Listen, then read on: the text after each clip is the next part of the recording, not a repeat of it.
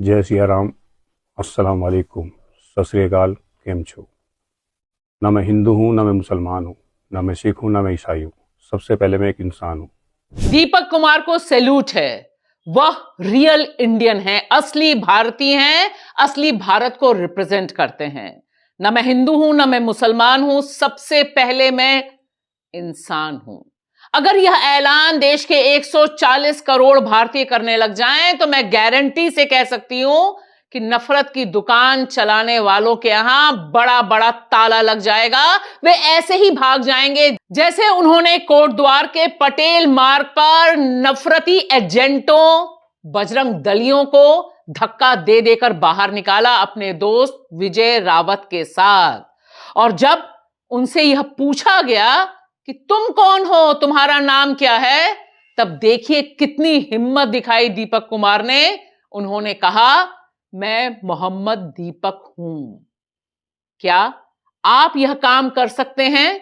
बतौर भारतीय, बतौर रियल इंडियन, आप में इतना साहस है कि दीपक कुमार और विजय रावत की तरह तन कर खड़े हो जाएं और कहें, यह वतन हमारा है, ओ नफरतियों, तुम अपनी दुकान समेट लो। अगर ऐसा हो जाए तो चाहे उत्तराखंड हो, जहां पर नफरत का एजेंडा खुलकर चल रहा है क्योंकि बीजेपी की सरकार है, या फिर पश्चिम बंगाल, असम, उत्तर प्रदेश, यानी पूरे देश में ये जो नफरती एजेंट जॉम्बीज फैले हुए हैं, इनका जीना मुहाल हो जाएगा। इनकी नफरत की दुकान बंद हो जाएगी, बड़े बड़े ताले लग जाएंगे जिस दिन सबने यही हिम्मत, यही इंसानियत और यही भारतीयता दिखा दी तो। नमस्कार दोस्तों, मैं आपकी दोस्त भाषा, आप देख रहे हैं बेबाक भाषा पे 2 टूक कार्यक्रम। आज का कार्यक्रम दीपक कुमार, विजय रावत और इन जैसे अनगिनत भारतीयों के नाम पर है। हम उन्हें सैल्यूट करते हैं, उन्हें सलाम पेश करते हैं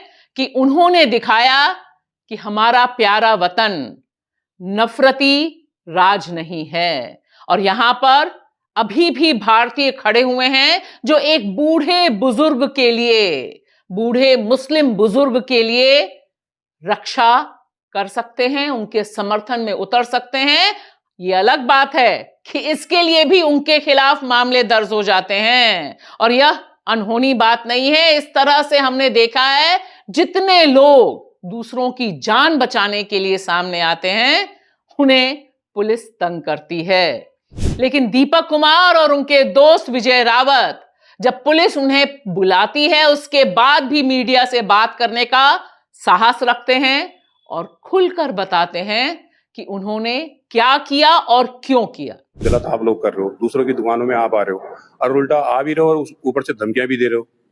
ठीक है, धमकियां देने के बाद कैमरा निकाल रहे हैं। बदतमीजी उन्होंने शुरू करी। हम तो चुपचाप से वहां पर सुन रहे थे। हमने तो सीधी सी बात यही कि हमने उनको एक एडवाइस दी, हमने बात करी बड़े प्यार से कि भाई ये जो तुम काम कर रहे हो ये काम ठीक नहीं है। वो अपनी दुकानदारी कर रहे हैं, अपना नॉर्मल बैठे हैं, 30 35 40 साल से उनकी दुकान है, उनको काम करने दो। में लगा गलत हो रहा था और ये कहीं ना कहीं गलत है। मेरे को अभी भी लगता है बहुत गलत है। मैं चाहता हूँ ये पूरे देश में, मैं सरकार से भी अपील करना चाहता हूँ, ये जो देश को धर्म के नाम पे बांटना चाह रहे हैं, ये आपस में लड़ाना चाह रहे हैं, इसको रोकिए। हमारा निवेदन सरकार से भी रहेगा। इस मामले को थोड़ा गंभीरता से समझने की जरूरत है, क्योंकि अफसोस देश की राजधानी दिल्ली से जितने अखबार निकलते हैं, उन किसी भी अखबार, किसी भी मीडिया चैनल ने प्राइम टाइम डिस्कशन इस पे नहीं किया, किसी भी अखबार ने इस पर हेडिंग नहीं बनाई, किसी ने अपना एडिट लिखने की हिम्मत नहीं की कि तुम्हें हम सलाम करते हैं कि तुमने भारत देश को, या तुम्हारे जैसे लोगों ने भारत देश को बचा रखा है। होता यह है कि 26 जनवरी को कोटद्वार के पटेल मार्ग पर यह 30-40 साल पुरानी दुकान है, Baba school dress and matching centre, जो मोहम्मद शोएब की है। और यह दुकान पर बैठे हुए हैं, बजरंग दली पहुंचते हैं और देखिए किस तरह से कैमरा ऑन करके इस बुजुर्ग को तंग करना शुरू करते हैं। और वहीं पर बगल में खड़े हुए दीपक कुमार और उनके दोस्त विजय रावत चट्टान की तरह सामने खड़े हो जाते हैं इन नफरती एजेंडों के सामने, और सीधे सीधे कहते हैं, तुम कौन हो, तुम्हें किसने परमिशन दी, यह दुकान इतने साल पुरानी है, तुम्हें तंग करने का कोई हक नहीं है इन्हें। उसके बाद धक्का देकर इन नफरती एजेंडों को नीचे तक पहुंचाते हैं और वे दुम दबाकर भाग जाते हैं। क्या आप इस तरह का साहस दिखा सकते हैं? इस तरह से एक इंसान एक भारतीय के पक्ष में खड़े हो सकते हैं? यह एक बहुत बड़ा सवाल इस समय है, क्योंकि दीपक कुमार और विजय रावत उस राज्य में खड़े हैं जहां पर एक कश्मीर से शॉल बेचने वाले 17 साल के नौजवान को पीट पीट कर तकरीबन मरा हुआ करके छोड़ दिया जाता है क्योंकि वह मुसलमान है। ऐसे राज्य में जहां पर नॉन हिंदुओं की यानी मुसलमानों और ईसाइयों की तमाम धार्मिक स्थलों पर उसके आसपास एंट्री बैन कराने का क्रिमिनल कार्ड चलाया जा रहा है सरकार की तरफ से, वहां पर दीपक और विजय रावत जैसे लोग बहुत अहम संदेश दे रहे हैं। वे सीधे सीधे कह रहे हैं, क्योंकि सारे इंसिडेंट के बाद दीपक यह वीडियो भी जारी करते हैं जिसमें वह कहते हैं कि नफरत फैलाना बहुत आसान है, लेकिन मोहब्बत फैलाना, प्यार फैलाना क्यों जरूरी है।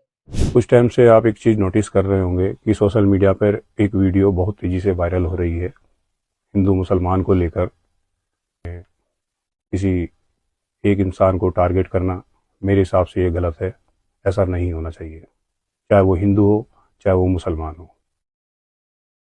आप लोगों से, आप भाइयों से, बहनों से, दोस्तों से मैं बस इतना कहना चाहता हूँ कि हमारे देश को प्यार की ज़रूरत है, मोहब्बत की ज़रूरत है, ना कि कोई नफ़रत की। नफ़रत तो आप कितनी भी फैला सकते हो, उसमें कोई दिक्कत नहीं है, मगर प्यार बांटना बहुत बड़ी बात है। तो प्लीज़ प्यार से देखिए हमारे देश को, हमारे देश के लोगों को।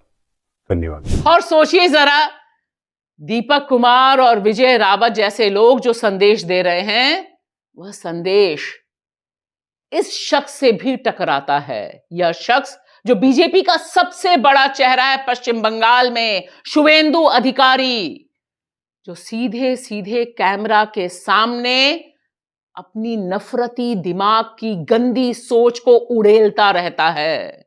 वह ऐलान कर रहा है कि यहां पर मैं सड़क इसलिए नहीं बनवाऊंगा, तब तक नहीं बनवाऊंगा जब तक सारे हिंदू घर धर्म ध्वजा नहीं लहराएंगे, और बाकी जो मुसलमान हैं उनका कोई डेवलपमेंट नहीं होगा जब तक वे अपना धर्म परिवर्तन नहीं कर लेते। सब हिंदू घरे ध्वज लागाते হবে কাল সকালের মধ্যে সব হিন্দু ঘরে ধ্বজ উঠবে একদম সেপারেট করে দাও এখানকার এই সব জিহাদি মৌলবাদীদের সাথে আমাদের হিন্দুদের। इस समय मोदी जी के शासन काल में शुवेंदु अधिकारी वह शख्स है जो पश्चिम बंगाल में नफरती एजेंडे को खुलकर गंदगी के साथ खेल रहा है। और ठीक उससे ऊपर असम है। असम में असम के मुख्यमंत्री घोषित तौर पर कहते हैं कि वह मियां मुसलमानों के वोट को काटने का हक रखते हैं। यह भी कहते हैं कि हमें यानी असम के लोगों को, मियां मुसलमानों को पैसा सही सही नहीं देना चाहिए, हमें उन्हें वापस बांग्लादेश भेजना है। ऐसे मौसम में जब मोदी राज ने हर जगह नफरती जॉम्बीज को इतना हक दे दिया है कि वह नफरत नफरत और नफरत बोल रहे हैं, उसी की एक मिसाल कोटद्वार में देखने को मिली। उसका जवाब अगर देश भर में इसी तरह से असली हिंदू देने लग जाएं, जैसा दीपक ने दिया, जैसा विजय रावत ने दिया, तब 100% मान लीजिए यह नफरती इसी तरह से दुम दबा के भागेंगे।